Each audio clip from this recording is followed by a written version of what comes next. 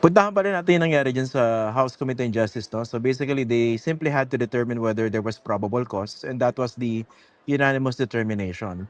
Oo. Una, hingin ko muna yung opinion 'no, opinion po ninyo dun sa mga lumabas na ebidensya na ipinresenta laban dito kay Vice President Sara Duterte. Do you think that threshold was met, yung probable cause?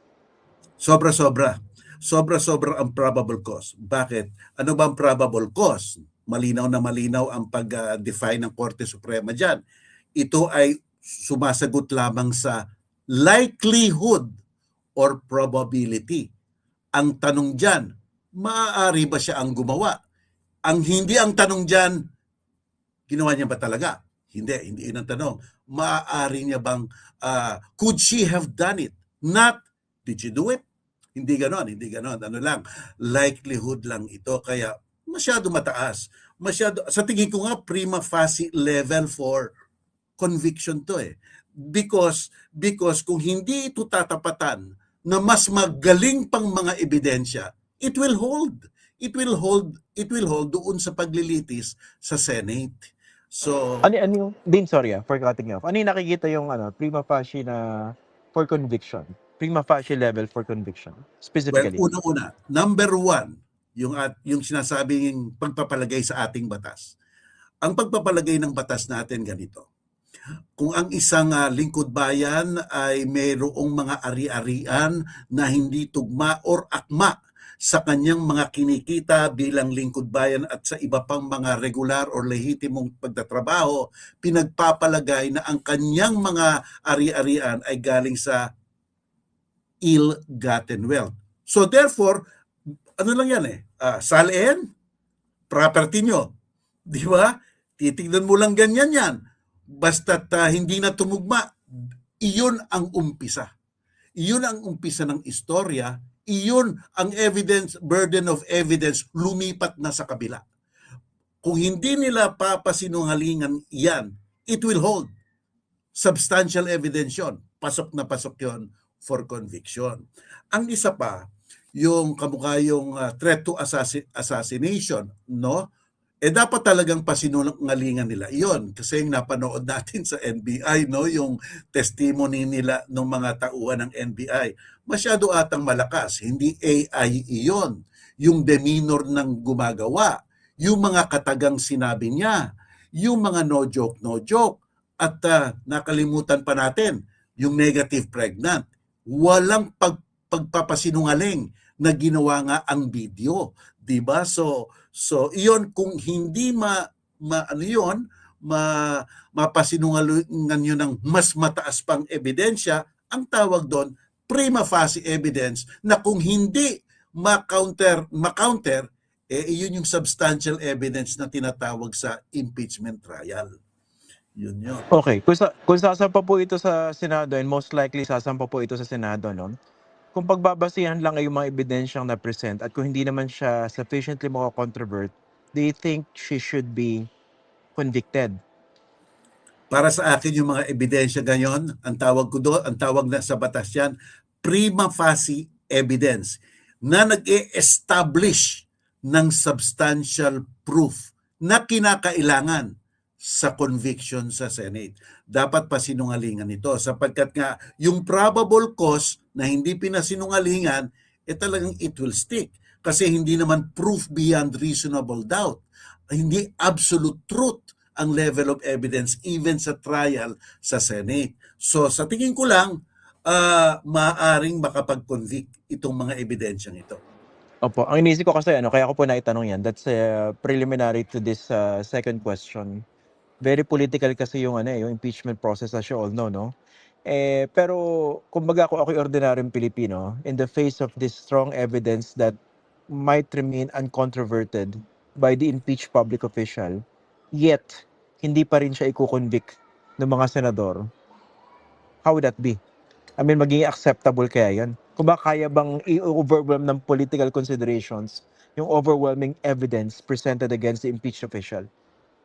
Well, when you're talking about legal exit, no? Legal exit, hindi makaka-overwhelm yon. Kung mag-a-acquit pa rin sila despite the evidence, iyan ang legal exit at nakalagay sa alituntunin ng Rule 39. walang motion for reconsideration. Final, 'di ba? Pero ang punto nito, yung political o yung moral aspect ng nakikita ng mga taong ebidensya. Parati kong hinihiwala yung political impeachment court sa court of public opinion.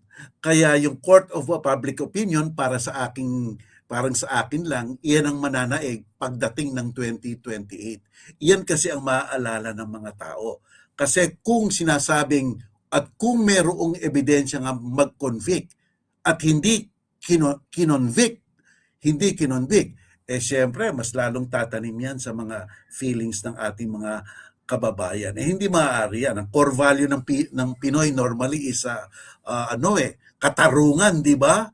Pero syempre may mga panatiko diyan, kahit na anong makita nila, iba pa rin ang sinasabi nila. So kaya dapat talagang tumuon tayo dito. Lastly din 'no, binanggit niyo po 'no, ang gagamitin na quantum of evidence or proof diyan sa, Senate trial kung saka-sakali substantial ano, evidence 'no, base rin sa pinakahuling, corona impeachment trial. Pero puwede siyang palitan 'no, tama po ba, nung current Senate? Pwede, pwede. Okay. Pag-uusapan nila yan. Kaya nga noon nung corona, kasi sa isang television station ako yung ano doon, host doon no, kami ni Twink Macaraig no sa TV5 dati. Yung pinagdebatihan niyo ano ba proof beyond reasonable doubt ba o substantial evidence lang? Ang nanaig substantial evidence eh.